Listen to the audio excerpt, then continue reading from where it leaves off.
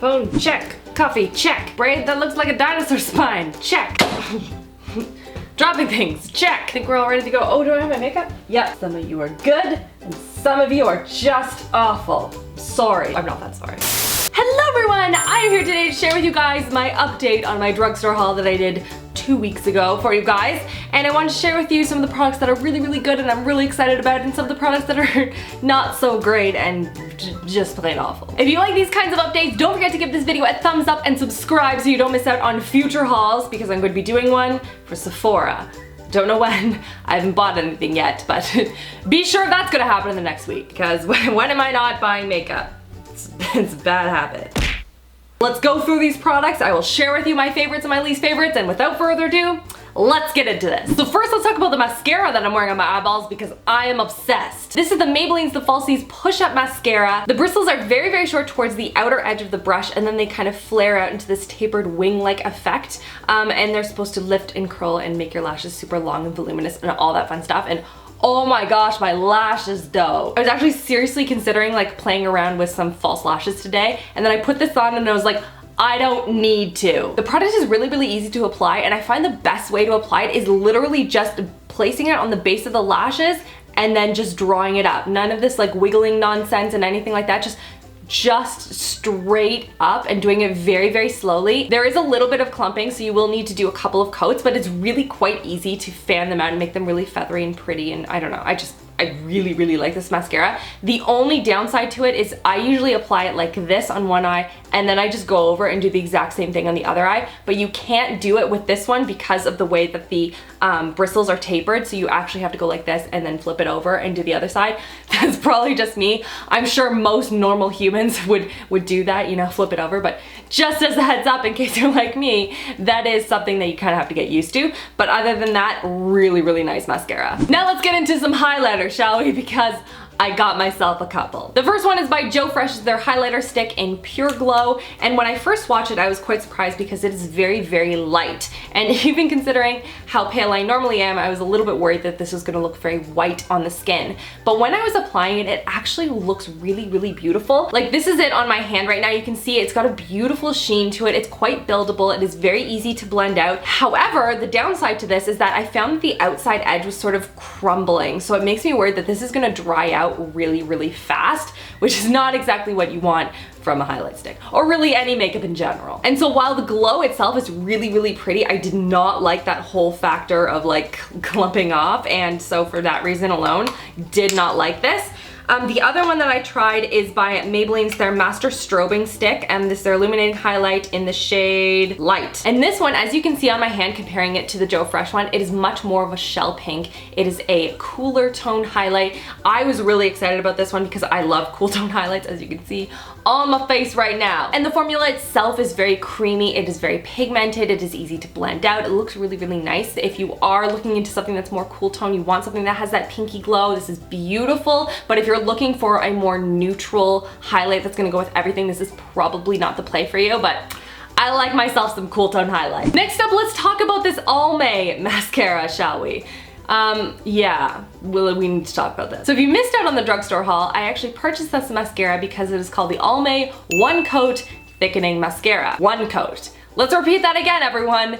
One coat. However, when you turn over the packaging and you read about the benefits of this mascara, in a little like asterisk and like italicized font at the bottom, it says 2 coats of 25 strokes each. I found this to be very sneaky. I don't know what it is about the mascara industry in general. They seem to be very sneaky about this kind of stuff. I don't know how they can get away with it, but like, haven't you noticed all the magazine articles and everything that's like all these mascaras with these beautiful, long, luscious lashes, and then at the bottom in like a tiny little font, it's like, with lash inserts. I'm like, thanks. This just shows me exactly what this mascara is gonna do. Moving on, this mascara was nice, and I counted how many strokes I did apply per coat, and so for the first coat, I think it was 15 on one eye and like 16 on the other. So I was applying a lot of strokes of mascara. Would I apply 25 if I was trying to build up lots of like thick, luscious lashes? Maybe. Would I apply 2 coats of 25 strokes? Probably not. So overall, it was a nice mascara. It thickened the lashes nicely. It did look beautiful on the lashes. It didn't flake off my eyes or anything like that. I just don't like the fact that they're sneaky about it. Don't appreciate that. Next up are the contouring products that I got. I got one that's a powder and one that's a stick formula. We'll first talk about the L'Oreal one. This is the L'Oreal Infallible Pro Contour and Highlight Palette. So this one has the little like fish brush. Hold on, I have to show you. It's a fish! And the premise is that you're supposed to take the little fishtail thing and sort of dust it along the product and then sweep it on the face, which is interesting. I really kind of like that concept, and it makes the whole contouring thing kind of a no-brainer. It makes it really, really easy to apply. Also, I was kind of worried that I was going to mix up which end was going to be which, but it's actually quite clear that the longer one right here is supposed to be for the contour and the shorter one is for the highlight. So I didn't find like I was mixing that up at all, so that's really nice. In terms of the formula, it is very chalky, so I found that it was getting very, very dusty, so you have to be very careful when you're sweeping the brush across, otherwise you're gonna get powder like everywhere. However, other than that, I mean, it is quite pigmented, like that's really, really nice, and it has a bit of a goldeny glow, which is quite nice on the skin, and it's very, very cool toned, which again, I'm all about the cool tone right now. I'm wearing it on my face right now in like a very, very small amount because I don't know, contouring on me when I do too much of it just looks a little bit scary. It makes the whole process of contouring much, much easier, so I actually quite like it. So this one is the Maybelline Master Contour V, or V-Shape Contour, or Duo Stick. I don't know, there's a lot of words on here. Master Contour V, we'll go with that. And it has a contour stick on one side and it has a highlight on the other. And when I was reading through your comments on the drugstore haul, a lot of you guys were saying, oh, you should use this to sort of clean up the contour that you do. So you have the contour stick, you apply it, and then you take this end and you drag it underneath to sort of really clean up and make that really nice cutting edge. In terms of the formula, it is very pigmented, so you just need the tiniest amounts, like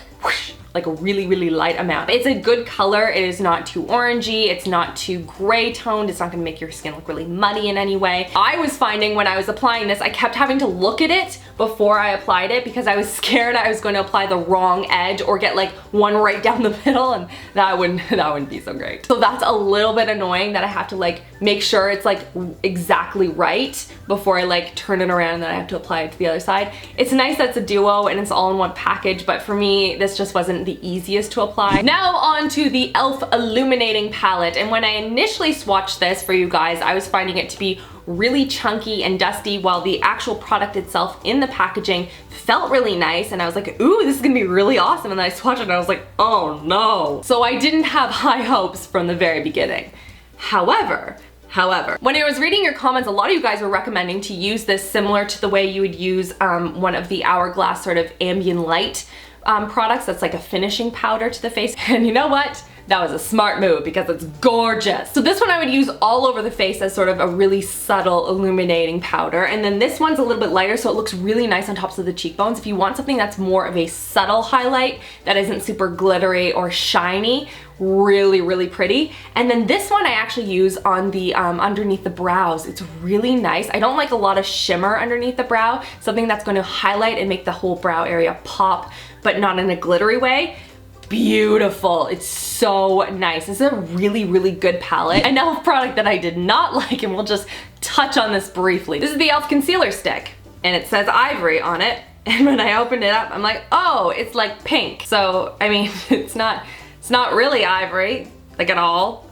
But yeah, that's a strong miss on the color wheel e.l.f. Beyond that, I would say the formula itself was a little bit on the thick side for me. It didn't really blend really nicely underneath the eyes, so while I did want to use this as sort of a color corrector, because that's what this like salmony color is great for, I didn't find it to be a very good match under the eyes. I don't know, it didn't sit nicely, like it didn't work well with other concealers. Just overall, I wasn't super impressed with this. All right, the Revlon Eyes, Cheeks, and Lip Palette, which one of you actually mentioned is very similar to e.l.f., like eyes, lips, face, which is interesting. Didn't think about that, but that's sneaky. Very sneaky, Revlon. And this is their Romantic Nudes all-in-one palette. It has 6 eyeshadows, 4 lip colors, and a blush, and overall, I'm just, I don't know. I'm not super excited about this, to be honest. I'm missing the fact that it has a nice neutral, light, sort of a taupey matte color for the crease color. I think if they had that, I'd be a lot more interested in this.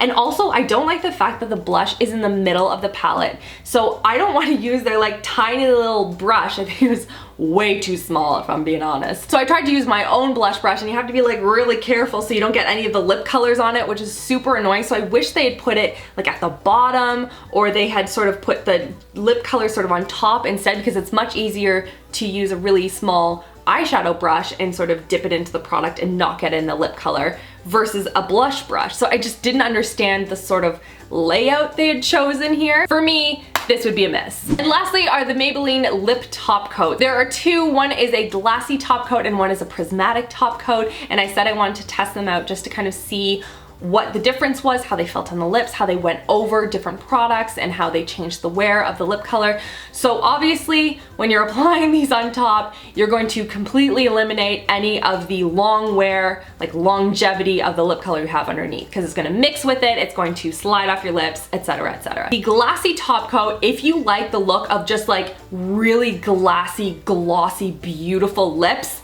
this is beautiful. However, the formulation, obviously, to get said sort of glassy look, it's really, really thick and gloppy, but I mean, you get some serious shine. It's really pretty, but like formula is like really off for me. And then the shine shot was interesting. I wasn't sure what to expect with this. I was a little bit concerned it was gonna be super glittery on the lips, but when you actually apply it, it gives off this bluish purpley tone. So it's supposed to make your teeth look a lot whiter. I actually thought this was really cool. Like the way that it changed the different lip colors I had and made them more cool tone was really cool. Did I find that it made my teeth look brighter and whiter? Not really, to be honest. Unless you look up really, really close at your lips, that's when you will notice the little pieces of glitter. But from far away, it just sort of looks, as they said, prismatic. Yeah, see that? How it has that sort of prismatic look, and it has a little bit of a bluey purple. I don't know if the camera's gonna pick it up, but like it's really cool. It does have that same formulation as the glassy top coat, however, maybe a little bit less. It's not as gloppy on the lips, but it is, you do feel it. And that is everything for this video. Give it a thumbs up if you want to see more hauls and drugstore hauls and updates and all that fun stuff. Be sure to subscribe so you don't miss out on future videos every Tuesday and Thursday, and let me know in the comment section below what videos you guys want to see more of. I love hearing from you guys. I hope you're all having an amazing, amazing week so far, and I will see you guys all in my next video. Love you girls. Mwah!